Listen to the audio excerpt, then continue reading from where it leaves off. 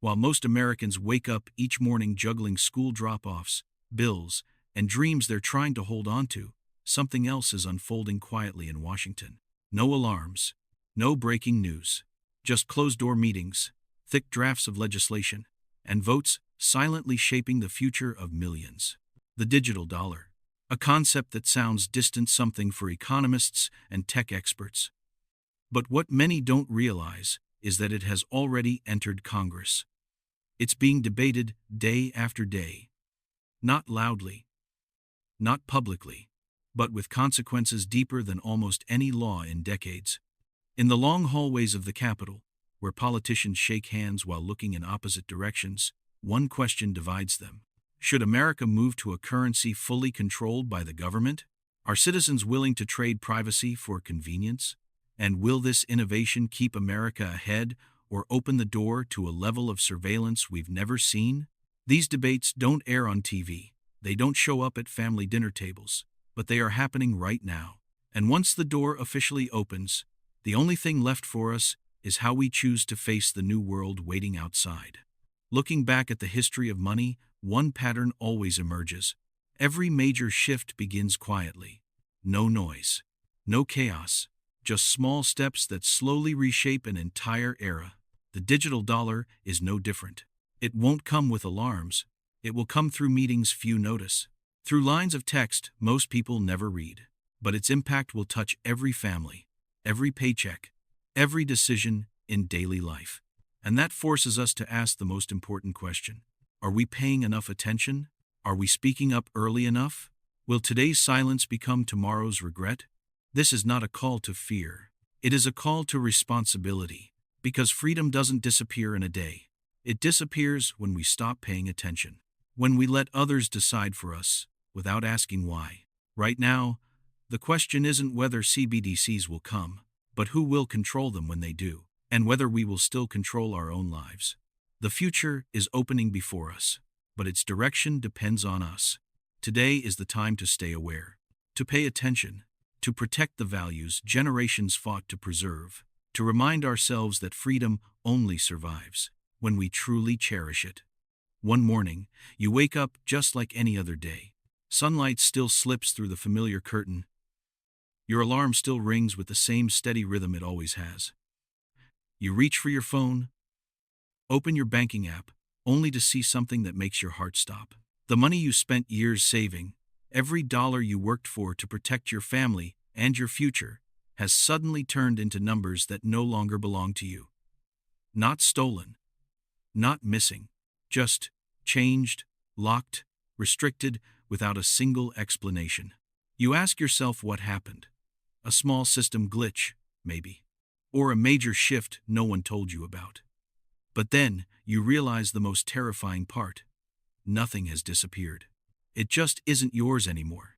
You no longer have the right to decide what happens to it. What happens when, one day, money is no longer property, but a tool used to control your every action? And what if I told you that future isn't far away? It's getting closer every day without you even noticing. In the next few minutes, I'm going to tell you the real story unfolding behind the closed doors of Congress. A story that could change the life of every American. Are you ready? When people discuss CBDCs, they think about technology. But behind millions of lines of code lies a deeper question. One humanity has faced many times. How much are we willing to trade for convenience? And what is the real price of that convenience? One path is the path of speed. Instant payments, instant government aid, no bureaucracy, no waiting. A world as smooth as a tech commercial, promising everything with a single tap. But the other path looks different. A world where every action leaves a trace. Every transaction is recorded. Every financial choice can be analyzed and judged. A world where freedom doesn't vanish overnight. It shrinks slowly, inch by inch. A world that reminds many Americans of the old values. Privacy, individual rights, the belief that people should decide their own lives. Between these two paths, Americans face not just a financial decision, but a human one. How do we embrace the convenience of a new era without losing the freedom built by generations before us? How do we step into the future without abandoning the independence that defines us?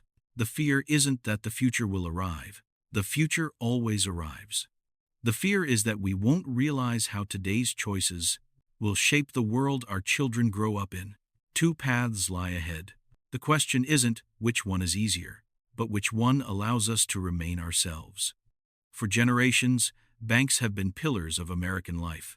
Stone buildings in town centers, familiar tellers who knew customers by name, savings accounts families trusted for their future.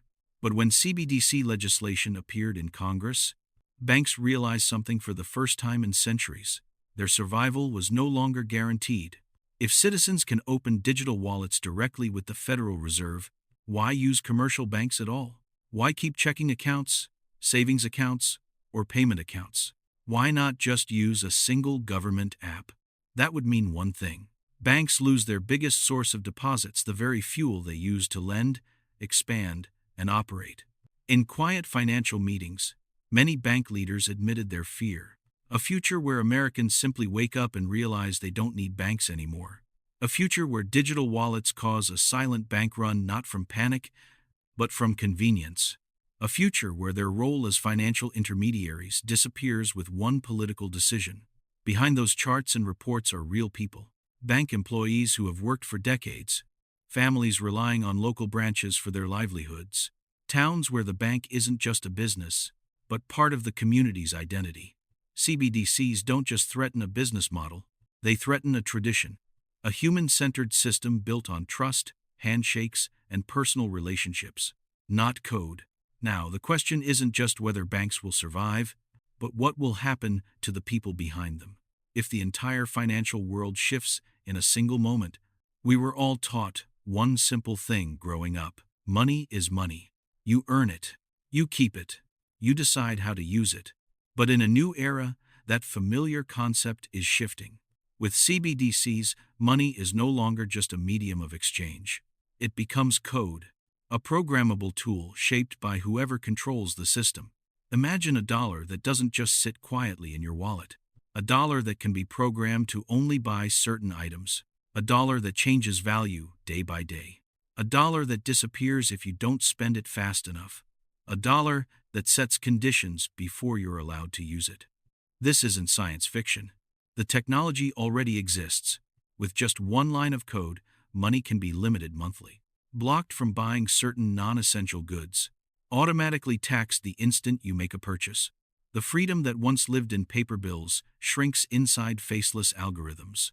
But what worries people most isn't the technology. It's how it might be used. If money becomes programmable, who programs it? Who decides what is allowed? Who chooses how much you can spend on food, travel, entertainment, your own life? Mark's story is the answer. One policy shift, one quiet change, and he lost the right to buy a bouquet of flowers. If it can happen to him, it can happen to any of us. Behind the convenience, CBDC's promise lies a deeper question. How much personal freedom are we willing to surrender? When money becomes policy, we must ask ourselves, what will be programmed next? The code, or our lives? When people hear Digital Dollar Act, they think it's just one bill, one idea, one direction. But behind the closed rooms of Washington, 3 different versions of the future are fighting for dominance. And each one could reshape not just how America uses money but how Americans live. Version 1 is the most widely discussed. A currency issued directly from the Federal Reserve to every citizen. It sounds modern, faster, more efficient. No need for middleman banks. But it comes with something that sends chills down many spines. A system where every transaction travels through government servers. Not just numbers, footprints of your life. Every choice, every habit, every moment recorded. The future promises convenience, but it demands a price not everyone is willing to pay. Version 2 tells a different story. eCash, a digital currency designed to mimic the privacy of real cash. A tiny device you can slip into your pocket, an idea that seems to protect personal freedom. But the looming question remains. Who controls the hardware? Who updates it? Who guarantees that one day, with a single command, everything you own couldn't be rewritten? It promises freedom, yet rests on a system no citizen can see. Version 3 is the least discussed, but the most ambitious. states and private companies creating their own versions of the digital dollar. No dependence on the federal government. No waiting for Washington. A United States with competing currencies, each with its own rules and standards. A vibrant future, but a fragmented one. 3 versions, 3 paths, each carrying a promise and a danger. A promise of innovation, and a danger of losing the last piece of privacy we still assume belongs to us.